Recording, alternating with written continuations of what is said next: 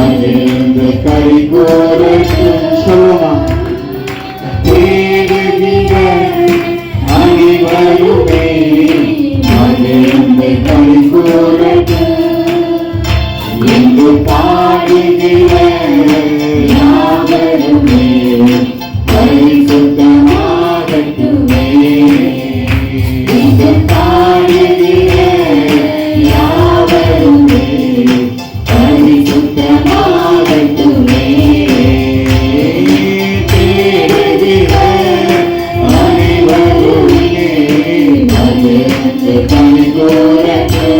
ஆமென். இயேசுவை தேடுகிற யாவரும் இந்த மாலையில் தேடி வந்திருக்கிறேன்.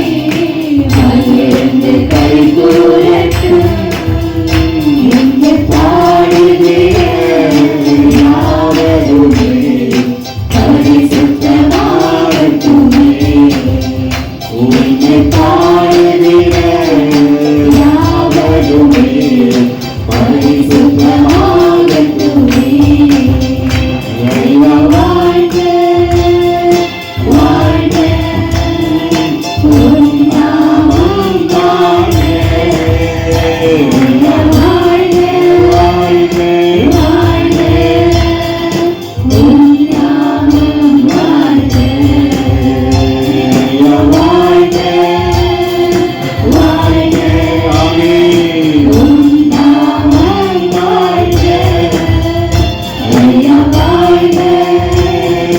வாழ்க உம் நாமம் வாழ்க. ஐயா வாழ்க வாழ்க வாழ்க வாழ்க உம் நாமம் வாழ்க. ஐயா வாழ்க ஆமென். வாழ்க உம் நாமம் வாழ்க. இந்த மாதத்திலே கர்த்தர் நமக்கு கொடுத்த வாக்கு தத்தங்களை நாம் என்ன செய்ய போகிறோம்? சுதந்திரத்துக் கொண்டு இந்த மாதம் முழுவதும் ஆண்டவர் நம்மை அவரை துதித்து மகிழ்கிற ஒரு மாதமாக இருக்கிறது செப்டம்பர் மாதம். ஆமீன். நமக்கு ஒரு மகிழ்ச்சியான ஒரு மாதமாக இருக்கிறது. ஆகவே ஆமீன். யாத்திராகமம் 20ஆம் அதிகாரத்தில் நான் வாசிக்கிறேன் அந்த வசனத்தை. ஆமீன். 20ஆம் அதிகாரத்தில் 24வது வசனத்திலே அங்கே சொல்லப்படுகிறது, நான் என் நாமத்தை பிரசாபப்படுத்தும் எந்த ஸ்தலத்திலும் உன்னிடத்திலே வந்து உன்னை ஆசீர்வதிப்பேன். அப்போ இந்த மாதம் நமக்கு என்னது? எல்லா இடங்களிலும் நம்ம என்ன செய்ய வேண்டுமா? அவருடைய நாமத்தை பிரசாபப்படுத்த வேண்டும், அவருடைய நாமத்தை உயர்த்த வேண்டும். அவருடைய நாமத்தை இந்த 8 மாதங்களும் ஆண்டவர் செய்த நன்மைகளெல்லாம் சொல்லி ஆமீன் ஆண்டவரை என்ன செய்ய வேண்டுமா? உயர்த்த வேண்டுமா? ஆமீன். அப்போ மோசே நாட்களிலே ஆண்டவர் அவர்களுக்கு அந்த கட்டளையெல்லாம் கொடுத்து எல்லா காரியங்களும் எச்சரித்து சொல்லிட்டு கடைசி அவர் சொல்லுகிறார், நான் என் நாமத்தை பிரசாபப்படுத்த வேண்டும். அப்போ அவருடைய நாமத்தை நாம் என்ன செய்ய வேண்டுமா? உயர்த்த வேண்டும். இந்த இடத்திலையும் ஆண்டவரை இந்த மாதத்திலே மாத்திரமல்ல, இந்த வருஷம் மாத்திரமல்ல, நம்முடைய வாழ்க்கையில் எப்பொழுதுமே நாம் என்ன செய்ய வேண்டும்? அவர் நாமத்தை உயர்த்தி கொண்டே இருக்கிறோம், பிரசாபப்படுத்தி கொண்டே இருக்கிறோம். என்ன ஒரு காரியம் நம்முடைய வாழ்க்கையில் நடந்தாலும் நம்ம என்ன செய்யணும்? இது என் ஆண்டவரால் வந்தது. ஆமே, இது எனக்கு ஆண்டவர் எனக்கு கொடுக்கப்பட்டது. ஆமே, அது எதுவாக இருந்தாலும் என்ன செய்ய வேண்டாம்? அவர் நாமத்தை மகிமைப்படுத்த வேண்டும். அப்போ மகிமைப்படுத்த ஆண்டவர் என்ன செய்வான்? இன்னும் மகிமையான காரியத்தை செய்வார், இன்னும் அதிசயமான காரியத்தை, இன்னும் அற்புதமான காரியங்களை செய்வார். ஒருத்தரை என்கரேஜ் பண்ண அவங்க என்ன செய்வாங்க நமக்கு? அப்போ இந்த மாதம் நம்ம ஆண்டவர் என்ன செய்யணும்? என்கரேஜ் பண்ணணும். என் ஆண்டவர் என்ன செய்தார்? எனக்கு இந்த செய்தார், இதை வாங்கி கொடுத்தார், இது எனக்கு கிடைச்சது அப்படின்னு சொல்லிட்டு நம்ம என்ன செய்ய வேண்டும்? அப்படியாக அவரை உயர்த்தி கொண்டே இருக்க வேண்டும். ஆமாவே இல்லையா? நம்ம ஒரு நாள் நம்ம உயர்த்தினால் இந்த மாதத்திலே நான் ஆண்டவத்தில் கேட்டேன், நாம இந்த செப்டம்பர் மாதத்திலே எனக்கு ஒரு ஆசீர்வாதம் வேண்டும் அப்படின்னு சொல்லிட்டு. ஆமா இல்லையா? அப்போ ஆண்டவர் சொன்னார், உன்னை ஆசீர்வதிப்பேன் அப்படின்னு சொல்லிட்டு. ஆமா இல்லையா? அவன் எப்படி ஆசீர்வதிப்பேன் என்று சொன்னாங்க, அவர் நாமத்தை நம்ம எங்கெல்லாம் போய் நம்ம பிரசாபப்படுத்தி கொண்டு இருக்கிறோமோ அப்பொழுதெல்லாம் நமக்கு என்ன வந்து கொண்டிருக்கோம்? ஆசீர்வாதம் வந்து கொண்டே இருக்கும். கல்பனா சொல்கிறது போல பேங்க்ல 1 லட்ச போடுற மாதிரி நமக்கு என்ன நடக்கும்? நமக்கு ஆசீர்வாதம் வந்து கொண்டே இருக்கும். ஆமாம் இல்லையா? அப்போ நமக்கு ஜெபம் பண்ணி வேதம் வாசித்து சபைக்கு வர இது எல்லாத்தை விட ஒரு பெரிய காரியம் என்னது? அது நமக்கு தேவையான ஒன்று தான். ஆமே, ஆனால் அதை விட மேலான என்னது? அவரை பிரசாபப்படுத்துவது. ராமின் சொல்லுங்க, என் வாழ்க்கையிலே நாம என்ன செய்ய வேண்டும்? அவர் எல்லா சூழ்நிலைகளிலும் நம்ம என்ன செய்ய வேண்டும்? அவரை பிரஸ்தாபப்படுத்த வேண்டும். 1 நாளாகமம் 16ஆம் அதிகாரத்தில் 8வது வசனத்தை வாசிங்க. 1 நாளாகமம் 16ஆம் அதிகாரம் 8வது வசனம். கர்த்தரை துதித்து அவருடைய நாமத்தை பிரஸ்தாபமாக்குங்கள். அவருடைய செய்கைகளை ஜனங்களுக்குள்ளே பிரசித்தப்படுத்துங்கள். தாவீது சொல்லுகிறார். தாவீது என்ன சொல்லுகிறார்? வாசிங்க மகள். கர்த்தரை துதித்து அவருடைய நாமத்தை பிரஸ்தாபமாக்குங்கள். அவருடைய செய்கைகள், அவர் என்ன செய்கிறாரோ அது எல்லாவற்றையும் என்ன செய்ய, அதுதான் சாட்சி. அதுதான் சபையில வந்து என்ன செய்ய வேண்டும்? நமக்கு அப்படி லிஸ்ட் போட்டு கொண்டு வரணும். சாட்சின்னு சொன்னா என்னென்னமோ சொல்லக்கூடாது. என்ன இதெல்லாம் செஞ்சதை மட்டும் நீங்க வந்து சொல்லணுமா? செய்கைகளை ஜனங்களுக்குள்ளே பிரசித்தப்படுத்தணுமா? நம்ம பார்க்கிற மக்கள் எல்லா இடத்துலையும் என்ன செய்ய வேண்டும்? அப்படி நாமத்தை பிரஸ்தாபப்படுத்த வேண்டும். சங்கீதம் 47:17 என்ன சொல்கிறது?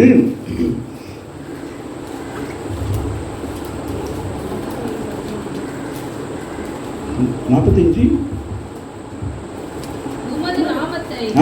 எல்லா தலைமுறைக்கும் என்னது, நம்ம மட்டும் பிரஸ்தாபப்படுத்தினா போதாது. என்ன செய்யணும்? தலைமுறையாக நாங்கள் என்ன செய்ய வேண்டும்? பிரஸ்தாபப்படுத்த வேண்டும். அப்ப நாம பிரஸ்தாபப்படுத்துற பொழுது நம்முடைய பிள்ளைகள் பிரஸ்தாபப்படுத்தி, பிள்ளைகளுடைய பிள்ளைகள் சொல்லி சந்ததியாக நம்ம என்ன செய்ய வேண்டும்? கர்த்தருடைய பிள்ளைகளாகி நீங்களும் நான் என்ன செய்ய வேண்டும்? பிரஸ்தாபப்படுத்தணும். வாசிங்க மகன். எல்லா தலைமுறைகளிலும் இது நிமித்தம் சதா காலங்களிலும் என்னமா துதிப்பார்கள். ஆமா.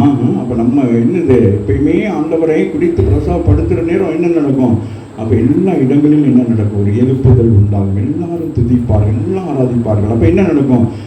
நம்ம ஆண்டவரை பிரசாபப்படுத்தினா நம்முடைய வாழ்க்கையிலும் ஆண்டவர் என்ன செய்வார்? இப்படிப்பட்ட நன்மைகளை செய்வார் என்று சொல்லி என்ன செய்வாங்க? இப்போ நம்ம வீட்டில் ஆராதனை நடத்தினா அடுத்த வீட்டில் என்ன செய்வாங்க? என்ன செய்வாங்க சொல்லுங்களேன். அவங்க வீட்டில் என்ன செய்வாங்க? அப்போ நீங்கள் ஒரு மீட்டிங் நடத்தினா என்ன சொல்லுவாங்க? பாஸ்டர் எங்கள் வீட்டுக்கு வாங்க மீட்டிங் நடத்துறதுக்கு. அம்மாவில்லை. அப்படி நம்ம என்ன செய்ய வேண்டும்? அப்படி தலைமுறை ஏசாயா 62:6 வாசிங்க. எருசலேமே, உன் மதில்களின் மேல் பகல் முழுவதும் ராம் முழுவதும் ஒரு காலம் மௌனமாய் இராதே. ஒரு காலம் மௌனமா இருக்க கூடாது. ஜாமக்காரரை கட்டளையிடுகிறேன். கர்த்தரை பிரஸ்தாபம் பண்ணுகிறவர்களே, நீங்கள் அமெரிக்கையாய் இருக்கலாம். நீங்கள் எப்படி இருக்க கூடாதான்? அமைதியா இருக்க கூடாது, பேசாம இருக்க கூடாது. ஆமென். வசனம் பாத்தீங்களேன். எருசலேமே, மதில்களின் மேல் பகல் முழுவதும் ராம் முழுவதும் இரவு பகலாய் ஒரு காலமும் மௌனமாய் இராதபடிக்கு எல்லா சூழ்நிலையும் என்ன செய்ய வேண்டும்? அவருடைய நாமத்தை பிரஸ்தாபப்படுத்த வேண்டும். கட்டளையிடுகிறேன். நீங்கள் எப்படி இருக்கக்கூடாதா? அமைதியா இருக்கக்கூடாது. ஆராதனைக்கு காலையிலே 8:30 மணிக்கு வந்து என்ன செய்ய வேண்டும்? ஆராதிக்கணும். வீட்டில் என்ன செய்ய வேண்டும்? ஆராதிக்க வேண்டும். சமையல் கட்டில் என்ன செய்யணும்? ஆராதிக்க வேண்டும். உடைகளை கழுவி கொண்டு போய் காய போடுற நேரம், அதை மடித்து கொண்டு வந்து வைக்கிற பொழுது, அப்படி எல்லா நேரங்களிலுமே நம்ம என்னது? ஆராதிக்க வேண்டும். அந்த நாட்களெல்லாம் உலகத்தில் என்னென்னமோ பாட்டெல்லாம் பாடிக்கலாம் கிளப்பமே. ஆண்டவரை தானே ஆராதிக்கிறேன். என்னென்ன அவரை துதித்து பாடி அவர் செய்த நன்மைகளை அப்படிதான் பேச வேண்டும். அப்படியே தான் வேதத்தின் வசனங்களை ஆண்டவர் எப்படி பண்ணாலும் ட்ரெயின்லையோ இல்லாட்டிங்கோ இதுலேயே போகிற நேரம் அந்த இயற்கையெல்லாம் பார்த்து பேசிக்கிட்டே வருவேன். எவ்வளோ அழகாக படைக்கப்பட்டிருக்குது. இல்லை, இயற்கையெல்லாம் பார்த்தீங்கன்னா ரொம்ப அழகாக இருக்கும். ஒரு பறவையை பார்த்தாலும் சரி, அவைகளுடைய செயல்பாடுகளை பார்த்தாலும் சரி, இதெல்லாம் பார்க்குற நேரம் நமக்கு எப்படி என்ன உண்டாகும்? தேவன் இப்படிப்பட்ட படைப்புகளெல்லாம் ஏற்படுத்தியிருக்காரு. இல்லையா? அப்படி நம்ம எல்லா நேரங்களிலும் என்ன அடுத்த வசனம் சொல்லுது,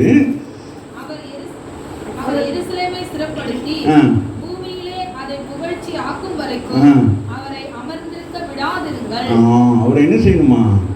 அமர்ந்திருக்க விடக்கூடாது. 24 மணி நேரமும் பரலோகத்தில் தெய்வ தூதர்கள் துதித்துக் கொண்டிருந்தாலும் அவர் இஸ்ரவேல் மத்தியிலே அவர் என்ன செய்கிறார்? உலாவிக் கொண்டிருக்கிறார். இஸ்ரவேல் மத்தியிலே வாசம் பண்ணுகிறவராக இருக்கிறார். ஆமீன். அது மாத்திரமல்ல, அவர் என்ன செய்கிறாராம்? அவருடைய பிள்ளைகள் என் துதியை சொல்லி வருவார்கள் என்று சொன்னார். அவருக்கு அதுதான் ஆசை. நம்ம விண்ணப்பம், வேண்டுதல், கவலை அதெல்லாம் சொல்லிக்கிட்டே இருக்காம நம்ம என்ன செய்ய வேண்டுமா? அதையே சொல்லிக்கொண்டே இருக்க வேண்டும். அதுதான் ஆண்டவர் போய் மேசையா 12:4 வாசிங்க.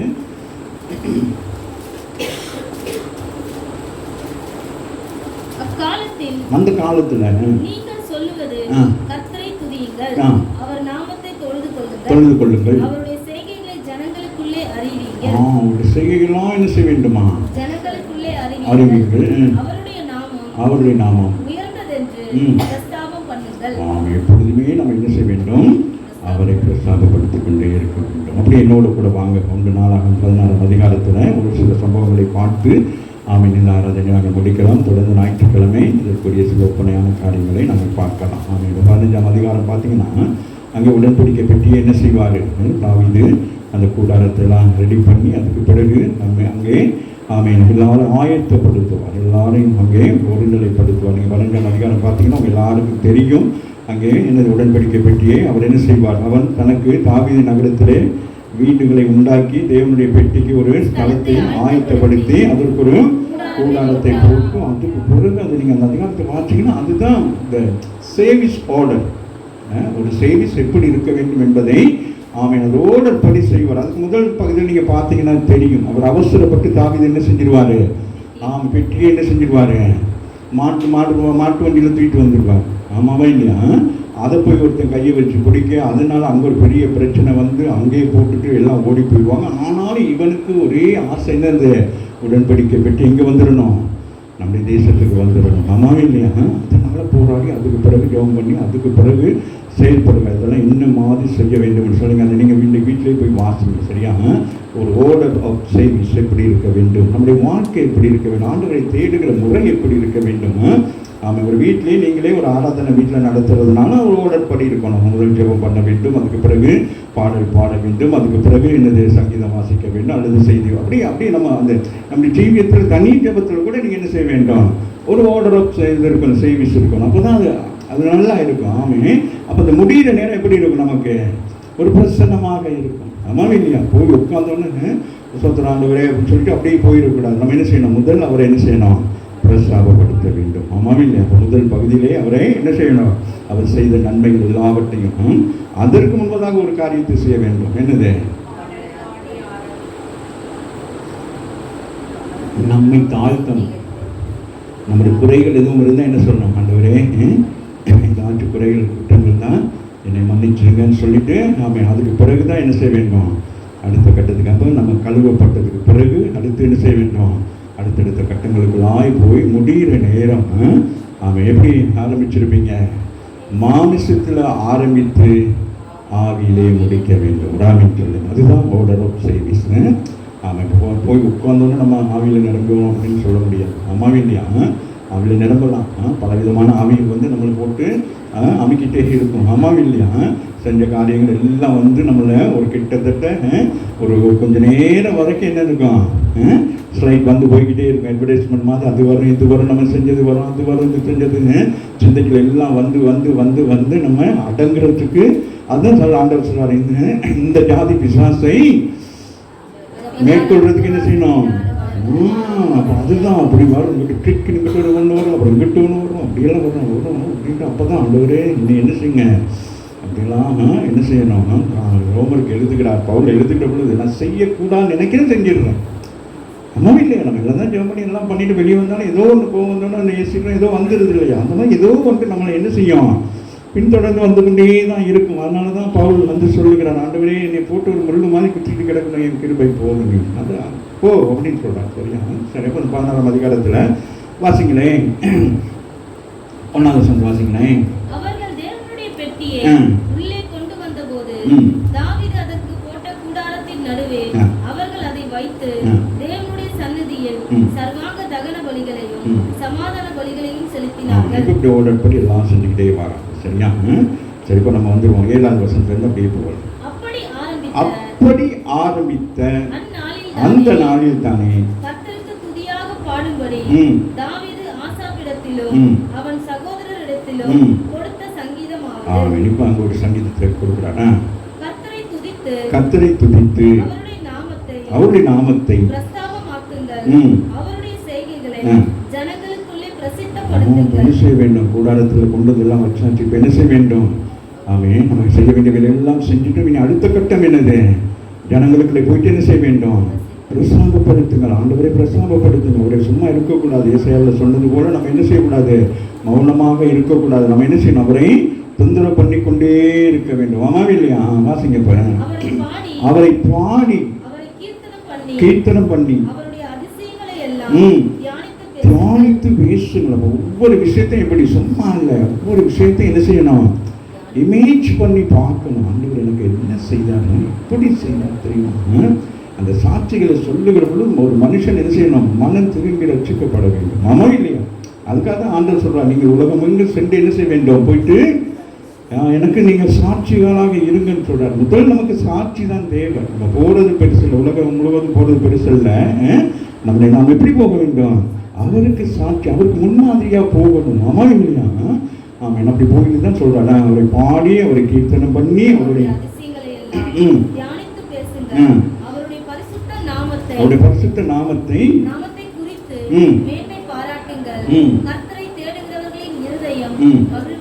மகிழ்வதாக கர்த்தரையும் தேடுங்கள். அவருடைய தாசனாகிய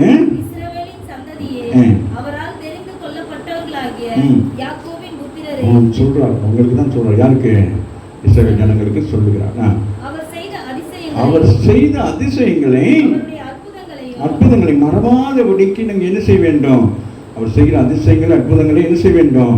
அறிக்கை செய்து கொண்டே இருக்க வேண்டும், பிரசாபப்படுத்த வேண்டும் என்று அங்க சொல்றார். நினைவு கூறுங்கள். கர்த்தர் 1000 தலைமுறைக்கென்று அவர் கட்டளையிட்ட வாக்கையும் ஆபிரகாமோடு அவர் பண்ணின உடன்படிக்கையும் அவர் ஈசாக்குக்கு இட்ட ஆணையும் என்றென்றைக்கும் நினைத்திருங்கள் சொல்றாரு. இவைகள் எல்லாவற்றையும் என்ன செய்யணும்? நமக்கு கொடுக்கப்பட்ட வாக்கு தத்தங்கள் எல்லாவற்றையும் நம்ம என்ன செய்ய வேண்டும்? நினைவு கூற வேண்டும். என்னென்ன வாக்கு தத்தங்கள் கொடுத்திருக்கிறார், இந்த வருஷத்துல என்னென்ன வாக்கு தத்தம் கொடுத்திருக்கிறார், நாமே அந்த வாக்கு தத்தங்கள் எல்லாம் நம்ம மறக்காதபடிக்கு என்ன செய்ய வேண்டும்? அதை எழுதி வைத்து நாம் ஜெபித்துக் கொண்டே இருக்கணும். அப்போ அந்த ஜனங்களுக்கு ஆபிரகாமுக்கு கொடுக்கப்பட்ட வாக்கு தத்தம் தான் மிக முக்கியமானது. ஆமா இல்லையா? ஆபிரகாமுக்கு கொடுத்து அந்த வாக்கு தத்தத்தை யார் மூலம் நிறைவேற்றினார்? ஈசாக்கு நிறைவேற்றி, ஈசாக்கு மூலமாக அப்படி என்ன நிறைவேற்றினார்? யாக்கோபு. அப்போ அவங்கள அந்த சந்ததிகளுக்கு அப்படியே கொண்டுட்டு வர்றாரு. அப்புறம் சொல்றாரு, 1000 தலைமுறைக்கென்று அவர் கட்டளையிட்ட வாக்கையும் ஆபிரகாமோடு அவர் பண்ணின உடன்படிக்கையும். அப்ப பாருங்களேன், என்னது? தலைமுறையாக அவன். அப்ப இன்றைய தலைமுறை வரைக்கும் நம்ம என்ன செய்ய வேண்டுமா? ஆமீன். அவரை பிரஸ்தாபப்படுத்த வேண்டும். அதான் சொல்றாரு, யார் நீங்க மறக்கக்கூடாது. சபைக்கு வருகிற பிள்ளைகளாகி நீங்கள் அங்கே மோசே எழுதுகிற பொழுது என்ன சொல்லுகிறார்? என்னது? உங்க பிள்ளைகளுக்கு சொல்லணும், பிள்ளைகளுடைய பிள்ளைகளுக்கு சொல்ல வேண்டும். அதுக்கு சில அடையாளங்கள் எல்லாம் சொல்லுகிறார். ஆமா, இந்தந்த அடையாளங்கள்லாம் செய்ய வேண்டும் அப்படின்னு சொல்லிட்டு ஆண்டவர் அங்கே இஸ்ரவேல் ஜனங்கள் எகிப்திலிருந்து வந்த காலத்திலிருந்து நடந்த சம்பவம் எல்லாவற்றையும் நினைவு கூறிக்கொண்டே இருக்க வேண்டுமா? எப்படியெல்லாம் அற்புதங்கள் செய்தார், எப்படி அதிசயங்கள் செய்தார் என்பதை நம்முடைய வாழ்க்கையில் இப்பொழுது அதை நினைத்து நம்ம என்ன செய்ய வேண்டுமா? பிரசாபப்படுத்தி கொண்டே இருக்க வேண்டும். அவர்களுக்கு பயங்கரமான அற்புதங்களை செய்தார். அம்மாவிலே எகிப்திலிருந்து புறப்பட்டு வருகிற பொழுது என்ன செய்தாரு? செங்கடலை 2ஆக பிளந்தார். அதுக்கு பிறகு என்ன நடந்துச்சு? யோர்தானை 2ஆக பிளந்தார். அப்புறம் எரிக்கோ. ஆமாம். அப்போ இவைகள் எல்லாம் பயங்கரமா இருக்கு. இந்த நாட்களில் நான் வாசித்து கொண்டு வருகிற ஆகமங்களை அவர்கள் ஒவ்வொரு இடங்களுக்கும் போகிற நேரம் பயங்கரமான எதிர்ப்புகள் வந்து கொண்டே இருக்கிறது. ஒவ்வொரு நாடுகள், ஒரு தேசங்களுக்கு அவங்க புறப்பட்டு போகிற பொழுது பயங்கர எதிர்ப்புகள் வருது. அந்த எதிர்ப்புகள் மத்தியிலும் அவங்க என்ன செய்யறாங்க? ஆண்டவர்களோடு கூட இருந்து என்ன செய்யறாங்க? அவர்கள் ஜெயம் எடுக்க செய்யலாமின்னு சொல்லுங்க. அதுபோல நம்முடைய வாழ்க்கையிலும் நாம் எதிர்ப்பு இல்லாமல் இருக்காது. ஆமாவே இல்லையா? ஆனாலும் கர்த்தர் நம்மோடு கூட இருந்து நம்ம என்ன செய்யலாம்? நடத்தி கொண்டு வருகிறான். வாசிங்க. ஆணையும் என்றென்றைக்கும் சொல்லுகிறார். ஒவ்வொருத்தருக்கும் கட்டளை கொடுத்திருக்கார். ஒவ்வொருத்தருக்கும் என்ன சொல்லியிருக்கிறார்? வாக்குத்தத்தம் பண்ணியிருக்கிறார். ஆபிரகாமுக்கு என்ன வாக்குத்தத்தம் பண்ணினார்? உன்னை ஆசீர்வதிக்கவே ஆசீர்வதித்து உன்னை பெருகவே பெருக பண்ணுவேன் என்று சொன்னார். ஈசாக்கு என்ன சொன்னாரு? என்னது? 100 மடங்கா? 100 மடங்கு ஆசீர்வாதத்தை என்ன செய்யலாம்? அவருக்கு கொடுக்கிறார். அது சொல்றார், உங்க தகப்பனுடைய சாட்சி நிமித்தம், உன் தகப்பனுடைய கீழ்ப்படிதல் நிமித்தம், அவனுடைய விசுவாசத்தின் நிமித்தம் நீ என்ன செய்கிறேன்? உன்னை ஆசீர்வதிக்கிறேன் என்று சொல்லுகிறார். அதுபோல யாக்கோபை என்ன செய்கிறார்? ஆண்டவர் 2 அறியாதவரோடு கூட ஆசீர்வதிக்கிறார். ஆமாம் இல்லையா? வாசிக்க முடிச்சுட்டேன். அது யாக்கோபுக்கு பிரமாணமாகவும் இஸ்ரவேலுக்கு நித்திய உடன்படிக்கையாகவும் உறுதிப்படுத்தணும். அப்ப இவைகள் எல்லாவற்றையும் என்னது ஓடப்படி செய்ய சொல்லுகிறார். இவைகள் எல்லாவற்றையும் நீங்க என்ன செய்ய வேண்டும்? சும்மா பிரமாணத்தை கொண்டு வந்து என்னது உடன்படிக்கை கட்டியை கொண்டு வந்து கூடாரத்தில் வச்சுட்டா பெருசல்ல, சபைக்கு வந்து போடுறது பெருசல்ல, கையில பைபிள் வச்சுக்கிறது பெருசல்ல. நாம் எல்லாவற்றையும் என்ன செய்ய வேண்டுமா? அந்த காரியங்களை ஓடப்படி செய்ய வேண்டும் என்று சொல்லி விரும்புகிறார். இந்த மாதத்திலே கர்த்தர் நமக்கு ஒரு பெரிய ஒரு ஆசீர்வாதத்தை வைத்திருக்கிறார். ஆமாம் இல்லையா? அப்ப நாம அதன்படியாக ஒன்றையும் செய்ய செய்ய நம்ம என்ன செய்வார்? ஆண்டவன் நம்மளை ஆசீர்வதிப்பார். வாசிக்க 18 வாசி முடிப்போமா? உங்கள் சுதந்திர பாகமாக கானான் தேசத்தை உனக்கு தருவேன் என்று சொல்லுவார். கரங்களை தட்டி உங்களுக்கு ஆண்டவர் இந்த மாதத்திலே அவர் நாமத்தை நீங்கள் பெருசாக படிக்கிற பொழுது அவர் வந்து உங்களை ஆசீர்வதித்து உங்களுக்கு எதை கொடுப்பாரா? கானான் தேசத்தின் அனுபவம். அது எப்படிப்பட்டது? கானான் தேசம் பாலும் தேனும் ஓடுகிற தேசம். அப்ப இந்த மாதம் உங்க வீடு எப்படி இருக்கும்? பாலும் தேனும் ஓடும். சொல்லுங்க. அப்போ நமக்கு தேவையானது என்று அரிசி, பயரா, என்னமா பருப்பு, இன்னைக்கு வாங்கிட்டு போங்க. ஆரம்பிங்க கிச்சனில். ஆதியில் நம்ம தாய் தகப்பனெல்லாம் எப்படி வாங்கி வச்சாங்களோ அந்த மாதிரி நீங்கள் என்ன செய்யணும்? அது பெரிய ஆசீர்வாதம். அப்போ இல்லைங்கிறதே இருக்காது. ஆமாவே இல்லை. அப்போ நம்ம என்ன செய்யணும்? அன்னைக்கு நம்ம வாங்கிட்டு போகிறோம் பார்த்தீங்களா? அது நமக்கு என்னவா இருக்கு? அது ஆசீர்வாதத்துக்கு தடையாக இருக்கிறது. ஆமாவே இல்லை. பாருங்க, 1000 தலைமுறைக்கென்று அவர்கள் கட்டளையிட்ட வாக்கையும் ஆபிரகாமோடு அவர் பண்ணின உடன்படிக்கையும் அவர் ஈசாக்கு கிட்ட ஆணையும் என்றென்னைக்கும் நினைத்திருங்கள். யாக்கோபுக்கு என்ன செய்து பிரமாணமாகவும் அது நித்திய உடன்படிக்கையாக உறுதிப்படுத்தி உங்கள் சுதந்திர பாகமாகிய கானானை உங்களுக்கு என்ன செய்கிறார்? தருகிறேன் சொல்ற கரங்களை தட்டி தேவனை அடுத்த ஞாயிற்றுக்கிழமை இதோடு கூட நாங்கள் என்ன செய்யலாம்? இன்னும் அநேக காரியங்களை தியானிக்கலாம். சரியா? எதுவுமே நீங்கள் ஜோம் பண்ணுவோமா?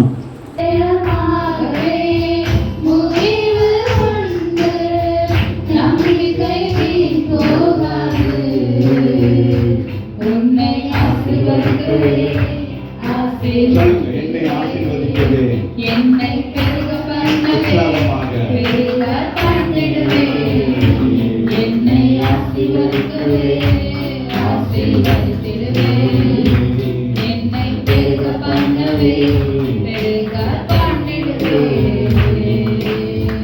வரைந்தேன் உன்னை நான் உள்ளன் கைகளில், தாங்கினேன் உன்னை நான் கைகளில், வரைந்தேன் உன்னை நான் உள்ளன் கைகளில், தாங்கினேன் உன்னை நான் கைகளில், காத்திடுவேன் உன்னை கண்ணின் மணி போல் ஜீவிய காலமெல்லாம்,